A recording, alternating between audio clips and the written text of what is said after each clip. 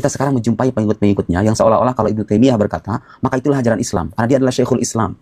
Seolah-olah pandangan Ibnu Taimiyah itu dalam berbagai masalah menjadi perwakilan dari Islam itu sendiri. Nah, karena banyaknya orang-orang berpandangan semacam ini, maka saya kira penjelasan seputar kekeliruan Ibnu Taimiyah itu penting dikemukakan sebagai sudut pandang penyeimbang, supaya orang nggak begitu fanatik dengan sebuah atau dengan seorang tokoh, ya.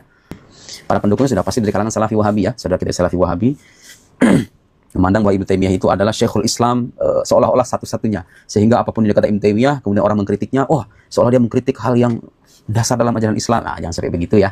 Dan masalah kita sekarang itu sebetulnya dengan pengikut-pengikut Ibnu Taimiyah yang suka menyesatkan kelompok Asy'ariyah, Maturidiyah, begitu ya, para sufi. Sementara kita itu tidak pernah mengkafirkan. Sebagian di antara mereka ada yang mengkafirkan, dan kita membaca teks-teks itu. Mungkin nanti akan kita bacakan teks-teks itu. Sementara kita, kaum Asy'ari, Ahlus Sunnah wal Jamaah, tidak pernah mengkafirkan Ahlul Qiblah. Jadi fanatisme terhadap ketokohan itu sebetulnya ingin kita koreksi, ya. Jangan sampai sebutan Syekhul Islam itu seolah-olah menutup kesalahan-kesalahan fatal Ibnu Taimiyah dalam masalah akidah yang sangat fundamental, ya. Kata Syekh An-Nabhani, ya'lam anna al-Imam Ibn Taimiyah huwa fil ilm kal bahril ajaj al-muttalatim bil amwaj. Ibnu Taimiyah itu dalam keilmuan seperti lautan. Lautan ini menggambarkan keluasan pengetahuan. Memang sulit diingkari, Ibnu Taimiyah itu orang yang berwawasan luas. Anda lihat saja karya-karyanya itu. Dan kita tidak mengingkari gitu loh. Kalau kita menafikan penyebutan Syekhul Islam dari Ibnu Taimiyah, kita tidak mengingkari karya-karyanya, kebesaran jasanya, kita tidak mengingkari kebaikan-kebaikannya. Yang ingin kita tolak adalah pemikirannya secara spesifik dalam masalah akidah. Karena ini sekarang banyak dua tanda petik meracuni para pengikutnya. Seolah meyakini ini adalah akidah Islam, padahal ini ternyata adalah penyimpangan dari ajaran Islam. Dan nanti mungkin bisa kita bahas, ya. Kal bahrul ajaj al-muttalatim bil amwaj, yang disertai ombak. Ombak ini kan kadang membahayakan, ya. Lihat permisalan itu, lautan yang dipenuhi ombak. Fahuwa taratan yulqil lu'lu' wal marjan. Terkadang Ibnu Taimiyah itu menampilkan mutiara, begitu ya, berlian dan mutiara, sesuatu yang berharga, dan itu banyak. Harus kita akui. Hal positif dari Ibnu Taimiyah itu jauh lebih banyak ketimbang negatifnya, ya. Mutiara, wa taratan yulqil ahjar was sadf. Tapi terkadang juga dia menampilkan bebatuan, kerikil-kerikil, bebatuan, karang juga, bebatuan dan karang. Artinya ada sesuatu yang benar-benar berharga gitu ya dari keilmuannya itu, tapi ada juga yang kadang-kadang berbahaya. Wa taratan yulqil aqdar wal jiyaf. Tapi terkadang juga dia itu menampilkan kotoran, aqdar itu kotoran, wal jiyaf dan bangkai. Lihat, ini permisalan sangat adil sekali. Kata beliau, Ibnu Taimiyah itu dengan seluruh keilmuannya, kita harus hati-hati. Dia itu kadang ngasih mutiara, kadang-kadang ngasih bebatuan. Artinya kalau bebatuan ini sifatnya biasa aja mungkin ya, nggak begitu bahaya banget, nggak istimewa banget begitu ya. Nah kemudian yang tidak kalah penting, ada di antaranya itu kotoran dan bangkai. Bukan saya ngomong ya, saya hanya mengutip.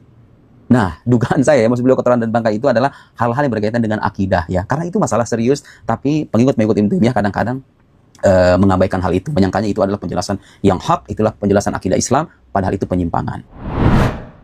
Assalamualaikum warahmatullahi wabarakatuh. Alhamdulillah wassalatu wassalamu ala rasulillah. Allahumma sholli ala Muhammad wa ala ali Muhammad. Teman-teman yang dirahmati Allah subhanahu wa ta'ala, Ustadz Nuruddin mengkritik dan meragukan gelar Syekhul Islam yang diberikan kepada Imam Ibnu Taimiyah rahimahullah. Dan Ustadz Nuruddin mengatakan bahawa Imam Ibnu Taimiyah rahimahullah memiliki penyimpangan dalam akidah yang wajib diwaspadai. Menjawab argumen ini, kita dengarkan penjelasan Ustadz Firanda Andirja Hafizahullah. Simak sampai selesai. Karena nanti akan mendengar banyak orang mencela Ibnu Taimiyah. Zaman sekarang juga ada seorang dai di YouTube mengatakan Ibnu Taimiyah sesat, mungkin mengatakan Ibnu Taimiyah bodoh, mungkin mengatakan Ibnu kafir. Ya, kita ingin tahu bagaimana pujian para ulama tentang Syekhul Islam Ibnu Taimiyah. Dan pujian yang terbaik bukan dari murid-muridnya, tapi dari orang yang sepantaran dengan beliau, mu'asirihi, yang hidup bersama beliau. Dahulu ada seorang menulis buku yang mengatakan barang siapa yang mengatakan Ibnu Taimiyah Syekhul Islam maka dia kafir. Orang ini namanya Muhammad bin Muhammad Al-Ajami yang dikenal dengan Al-Ala Al-Bukhari. Wafat pada tahun 841. Itu setelah Ibnu Taimiyah meninggal. Sekitar belasan tahun Ibnu Taimiyah meninggal baru kemudian ditulis buku ini. Dibantah oleh seorang bernama Ibnu Nasruddin Ad-Dimashqi dalam kitabnya Ar-Raddul Wafir. Buku ini membantah orang ini dan menukil pujian para ulama terhadap Syekhul Islam Ibnu Taimiyah rahimahullahu taala, yang para ulama itu hidup sezaman dengan Ibnu Taimiyah atau meninggal setelah Ibnu Taimiyah tidak jauh. Ya.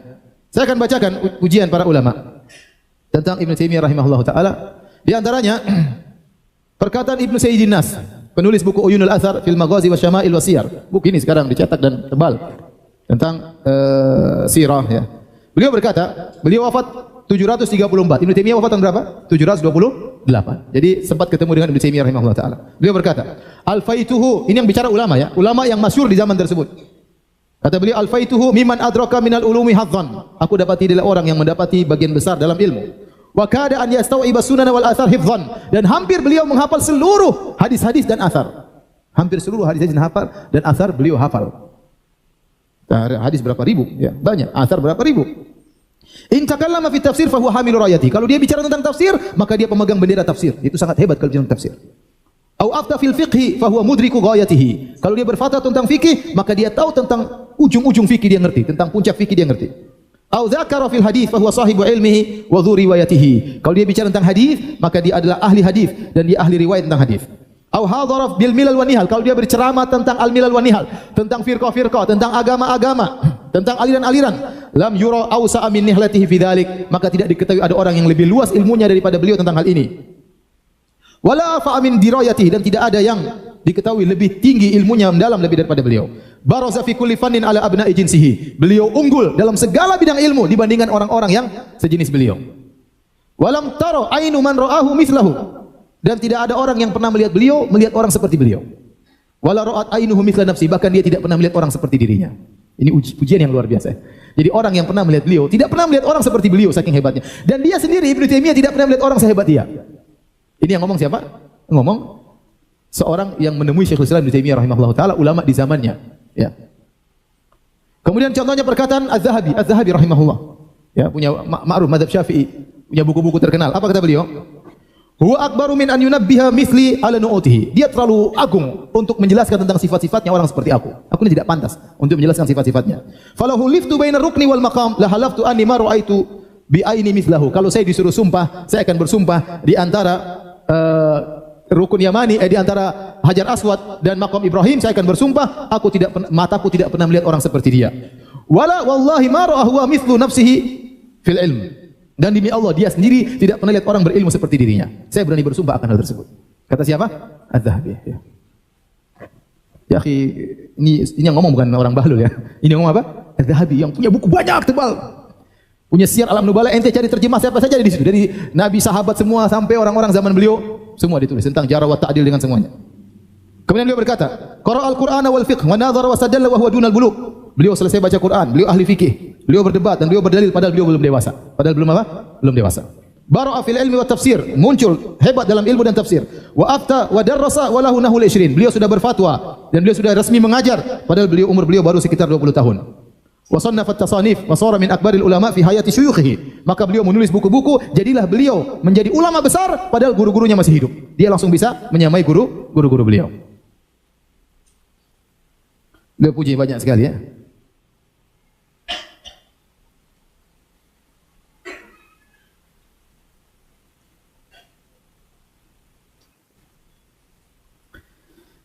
Banyak ya, saya mau baca terlalu banyak ya.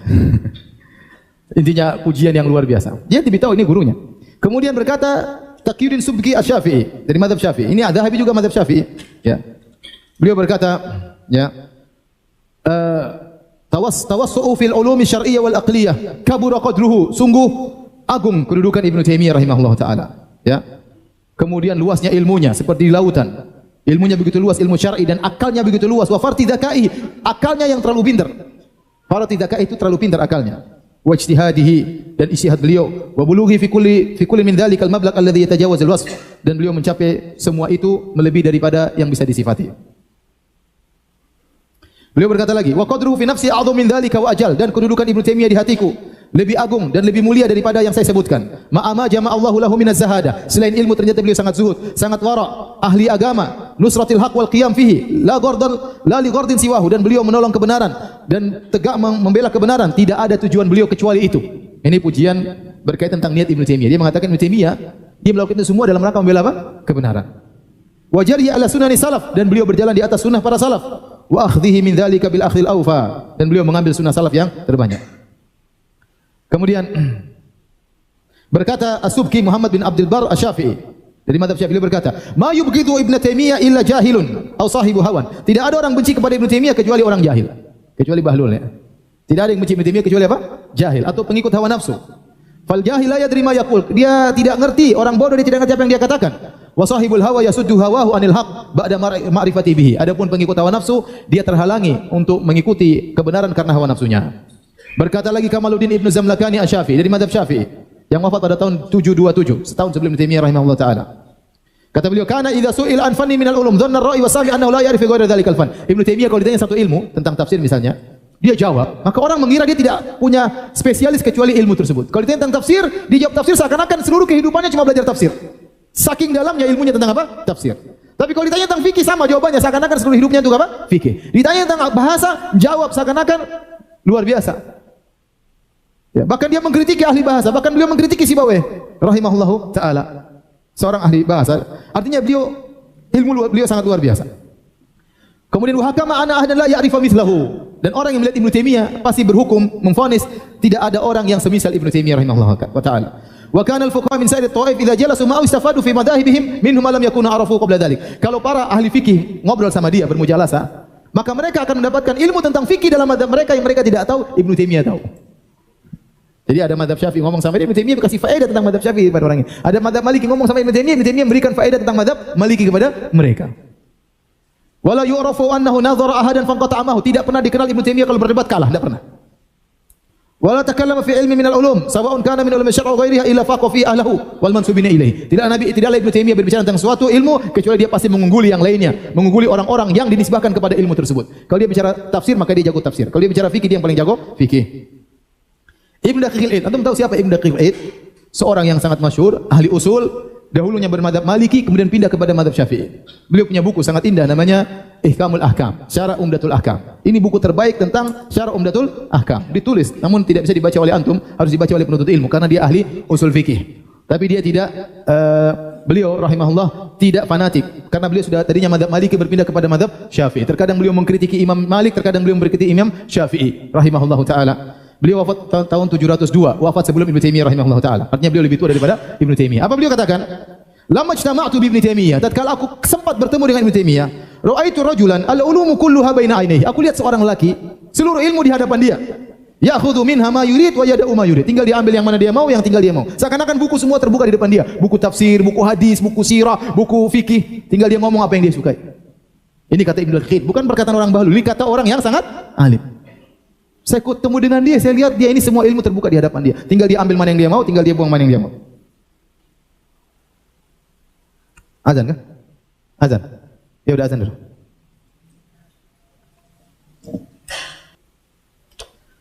Baik, hadirin hadirat Allah Subhanahu wa taala, terlalu banyak mau kita bahas tapi mau kita baca tentang pujian ulama, tapi saya pilihkan perkataan Al-Hafidz Ibnu Hajar rahimahullahu taala ya. Karena Ibnu Hajar terkenal punya kitab apa?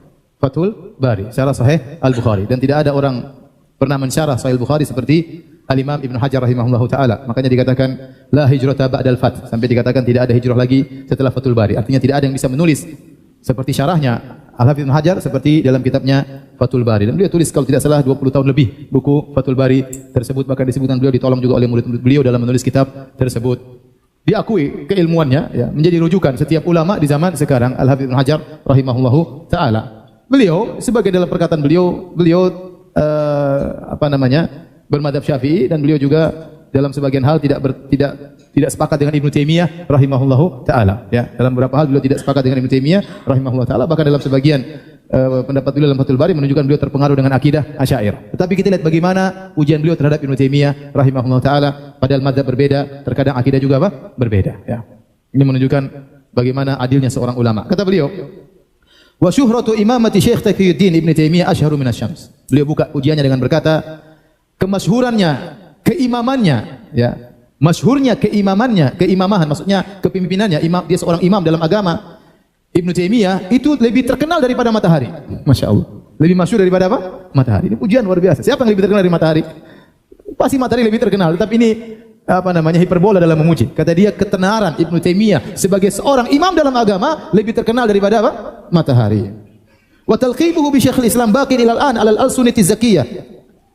Wa yastamirru ghadan lima kana bil ams, dan beliau digelari dengan Syekhul Islam. Ini gelar luar biasa. Ada orang sakit hati dengan gelarnya Syekhul Islam, dengan disebut dengan Syekhul Islam. Ibnu Taimiyah digelar Syekhul Islam sampai beliau mengatakan Ibnu Taimiyah Syekhul Islam kafir. Ya, maka itu yang dibantah oleh Ibnu Nasruddin ad-Dimashqi, dan bantahan tersebut dikasih mukadimah oleh Ibnu Hajar. Kata beliau, dan beliau digelari dengan Syekhul Islam, gelar tersebut akan terus berlanjut hingga sekarang ya, di lisan-lisan yang suci, yang bersih, dan akan terus berlanjut kemudian hari sebagaimana telah berjalan kemarin. Wala yunkiru dzalika ila man jahila miqdarahu wa tajannaba al-insaf. Tidak ada yang mengingkari gelar Ibnu Taimiyah dengan Syekhul Islam kecuali seorang yang tidak tahu tentang kedudukan Ibnu Taimiyah dan dia tidak bersifat adil. Fama aktsar ghalat man ta'ata dzalika wa aktsar gubara. Fallahu ta'ala wal mas'ul. Dan seterusnya beliau berkata, walau lam yakun min fadli hadzal rajul illa ma nabbahu alaihi al-Hafiz Syahir Alamuddin Al-Birzali fi tarikhihi. Kalau bukan keutamaan orang ini Ibnu Taimiyah cukup yang disampaikan oleh seorang ahli sejarah Al-Birzali, maka itu sudah cukup dalam buku tarikhnya bahwasanya tidak ada dalam Islam orang yang berkumpul dalam jenazahnya tatkala meninggal seperti jenazahnya Ibnu Taimiyah rahimahullahu taala. Ini saja sudah cukup bahwasanya Ibnu Taimiyah adalah orang yang sangat mulia. Ya. Kenapa? Karena waktu Ibnu Taimiyah meninggal dunia, seluruh penghuni kota semuanya hadir. Padahal di kota tersebut, ya, di Damaskus waktu itu, banyak fuqaha dari mazhab-mazhab yang lain yang musuh Ibnu Taimiyah. Ibnu Taimiyah dipenjara berulang-ulang. Mereka pergi ke penguasa, kemudian memprovokasi penguasa. Ibnu Taimiyah dipenjara sampai 3 kali, sampai akhirnya meninggal di penjara. Waktu dia meninggal, semua orang keluar untuk mengiring jenazah beliau, ya, rahimahullahu taala. Kecuali 3 orang yang bersembunyi. 3 orang ini terkenal sangat memusuhi Ibnu Taimiyah. Kenapa dia tidak hadir? Takut dipukuli masyarakat. Maka dia sembunyi. Semua orang keluar. Maka tidak dikenal ada jenazah paling banyak seperti jenazah Ibnu Taimiyah rahimahullah taala, kecuali jenazah Imam Ahmad. Imam Ahmad di Baghdad karena jumlah orang di Baghdad lebih banyak dan Imam Ahmad itu semua orang semanhaj dengan Imam Ahmad. Beda Ibnu Taimiyah banyak musuhnya ketika itu. Tetapi meskipun demikian yang hadir sangat apa? Sangat banyak.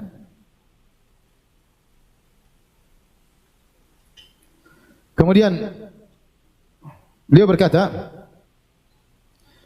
waqad sahha 'anin Nabi sallallahu alaihi wasallam annahu qala antum syuhada'ullahi fil ard, dan telah sahih dari Nabi sallallahu alaihi wasallam, Nabi berkata kalian adalah saksi Allah di atas muka bumi. Ini kalau jenazah dihadiri orang-orang saleh banyak orang, maka jenazah orang baik. Kata beliau, waqad qama ala Syekh Taqiyuddin jama'atun minal ulama miraran bisababi asya'an karuha alaihi minal usul wal furu'. Ada berapa ulama yang mereka mendebat Ibnu Taimiyah, mengingkari Ibnu Taimiyah, tidak setuju dengan masalah usul dan furu'nya Ibnu Taimiyah. Artinya banyak orang yang tidak setuju dengan Ibnu Taimiyah di zaman tersebut. Wa uqidat lahu bisababi dzalika iddatu majalis bil Qahirah wa Dimashq. Bahkan diperdebatkan Ibnu Taimiyah, dikumpulkan dengan mereka, dibuat majelis-majelis perdebatan baik di Mesir, di Qahirah maupun di Damaskus. Wala ya'lamu, meskipun demikian, wala yu'lamu an ahadin minhum annahu afta bi zandaqatihi wala hakama bi safki damihi. Meskipun demikian tidak seorang pun dari para ulama tersebut yang berani berfatwa Ibnu Taimiyah zindik atau mengatakan halal darahnya, enggak ada. Ma'asyiddatil muta'assib alaihi hina idzin min ahli daulah hatta bisa bil Qahirah. Padahal mereka sangat benci dengan Ibnu Taimiyah dan mereka sangat musuh Ibnu Taimiyah, itu pun tidak seorang pun, bahkan mereka berfatwa agar Ibnu Taimiyah di penjara dan beliau di penjara, itu pun mereka tidak berani mengatakan Ibnu Taimiyah apa? Zindik. Ma'adzalik fa kulluhum ya'tarifu bi si'ati ilmihi wa zahdihi wa wasfihi bis sakha wa syaja'ah. Meskipun demikian seluruhnya, bahkan musuh-musuhnya, dia bicara tentang musuh-musuhnya, semuanya mengakui tentang luasnya Ibnu Taimiyah, tentang zuhudnya Ibnu Taimiyah dan bagaimana dermawannya Ibnu Taimiyah dan keberanian Ibnu Taimiyah rahimahullahu taala. Wa ghairu dzalik min qiyami fi nusratil Islam, dan yang lainnya di mana Ibnu Taimiyah menolong Islam, wa du'a ila Allah taala fi sirri wal alaniyah. Ibnu Hajar Ibnu Taimiyah berdakwah di jalan Allah baik secara sembunyi-sembunyi maupun terang-terangan. Kemudian kata beliau, walau lam yakun li Syekh Taqiyuddin min al-manaqib illa tilmidhuhu syahir Syekh Syamsuddin Ibnu Al-Qayyim sahibu tasanif an-nafi as-sarah allati intafa'a biha al-muwafiq wal mukhalif lakana ghayatan fi dalalati ala azimi manzilatihi. Kalau bukan Ibnu Taimiyah tidak punya, ya, keutamaan kecuali cuma punya murid satu namanya Ibnu Qayyim, itu sudah cukup, kata Ibnu Hajar. Kalau Ibnu Taimiyah tidak punya keutamaan, tidak ada punya keutamaan kecuali punya murid satu namanya siapa? Ibnu Qayyim, yang punya buku sangat banyak, yang diambil faedahnya oleh kawan dan lawan, kata Ibnu Hajar. Maka sudah cukup untuk menunjukkan agungnya kedudukan Ibnu Taimiyah rahimahullah taala. Wa fa kaifa wa qad syahida lahu atau syuhida lahu bitaqaddum fil ulum wa tamyiz fil mantuq wal mafhum a'immatu asrihi min asy-Syafi'i wa ghairihim. Bagaimana lagi ternyata waqad syahida, para ulama mengakui kelebihan Ibnu Taimiyah, keunggulannya, keistimewaannya dalam mantuk maupun mafhum dari para ulama di zaman beliau, baik dari mazhab Syafi'iyah fadlan anil Hanabilah, apalagi ulama Hanabilah yang semazhab dengan Ibnu Taimiyah rahimahullahu taala.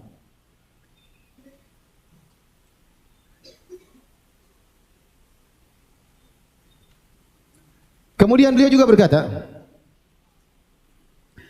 wa min ajabil ajab, termasuk perkara yang menakjubkan, kata Ibnu Hajar, anna hadzal rajul kana a'dhaman nasi qiyaman ala ahli bidah. Beliau ini adalah orang yang paling agung dalam melawan ahlul bidah.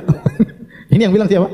Ibnu Hajar memuji Ibnu Taimiyah. Kana a'dhaman nasi qiyaman, beliau adalah orang yang paling kencang dalam melawan ahlul bidah. Minar rawafid, paling kencang bantah Rafidhah, wal hululiyah wal ittihadiyah, paling kencang membantah hululiyah dan ittihadiyah.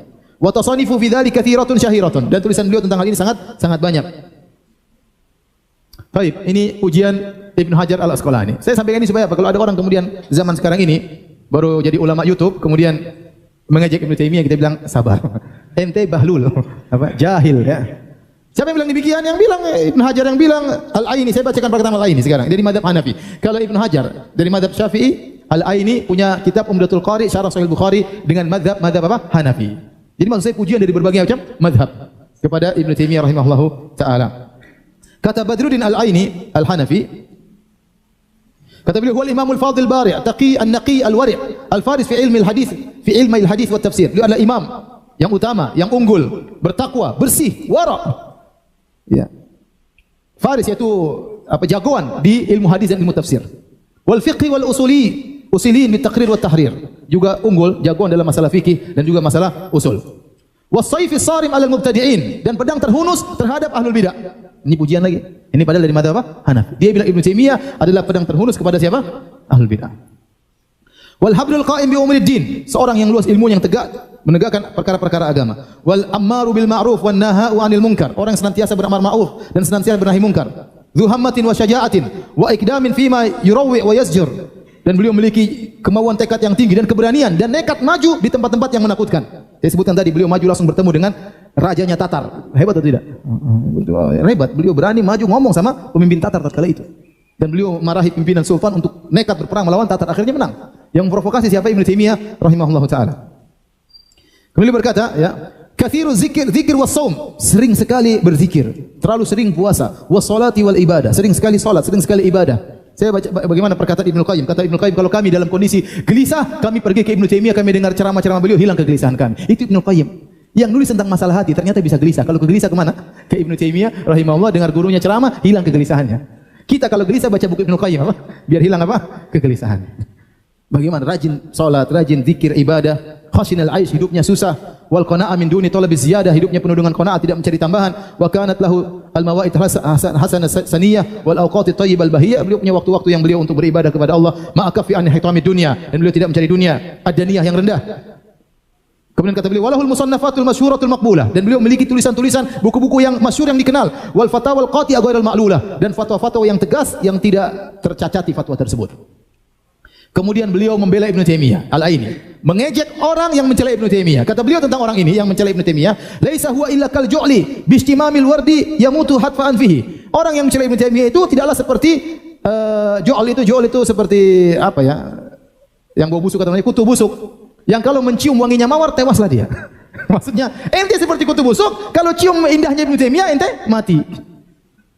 Wa qal khaffash yata'adha bi buhuri sana'i dhaw li su'i basarihi wa dha'fihi. Seperti kelelawar yang terganggu dengan cahaya matahari, bukan karena rusaknya cahaya matahari, tapi karena buruknya matanya. Jadi terganggu. Ibnu Taimiyah terkenal dia terganggu, dia gelisah, ya. Ibnu Taimiyah disenangi oleh masyarakat, dia sedih, hampir-hampir mati, ya. Kemudian beliau berkata, wa ma hum illa salqa balqa salqa wal mukaffir minhum Salma'ah bin Qalma'ah wa Hayyan bin Bayan wa Hayyun bin Bayyin wa Dhal bin Dhal Dhalalun bin Tilal. Maksudnya ente Bahlul bin Bahlul. Orang seperti ini jahil bin apa? Bin Dhalal, bin sesat, bin Bahlul, yang mencela Ibnu Taimiyah rahimahullahu taala. Teman-teman yang dirahmati Allah Subhanahu wa taala, Masya Allah, Ustaz Firanda Andirja menjelaskan bahawa Syekhul Islam Ibnu Taimiyah rahimahullah adalah sosok ulama besar yang mendapat banyak pujian dari para ulama, termasuk yang hidup sezaman dengannya atau setelahnya. Pujian tersebut datang dari berbagai mazhab seperti Syafi'i, Hanafi dan lainnya, menunjukkan keilmuan, ketakwaan serta kontribusi besar Ibnu Taimiyah dalam berbagai bidang ilmu agama. Beliau dikenal ahli dalam tafsir, hadis, fikih dan usul. Para ulama menyebutnya menguasai hampir semua ilmu dengan kemampuan luar biasa yang tak tertandingi di zamannya. Ibnu Hajar Al-Asqalani, meskipun berbeda pendapat dalam beberapa hal, memuji keimaman dan keilmuan Ibnu Taimiyah sebagai lebih terang dari matahari.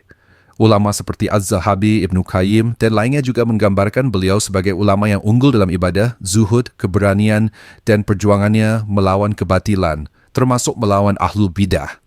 Ibnu Taimiyah rahimahullah dihormati bahkan oleh musuh-musuhnya, dan ketika wafat, jenazahnya diiringi oleh banyak orang, menandakan pengaruh besar yang ditinggalkan.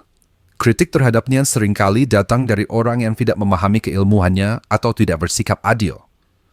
Kesimpulannya, Ibnu Taimiyah rahimahullah adalah ulama besar yang ilmunya diakui luas dan kontribusinya sangat besar bagi Islam. Demikian video yang kita dapat bagikan kali ini. Semoga bisa memberikan pencerahan bagi kita semua. Mohon maaf jika ada kekurangan. Barakallahu fikum. Assalamualaikum warahmatullahi wabarakatuh.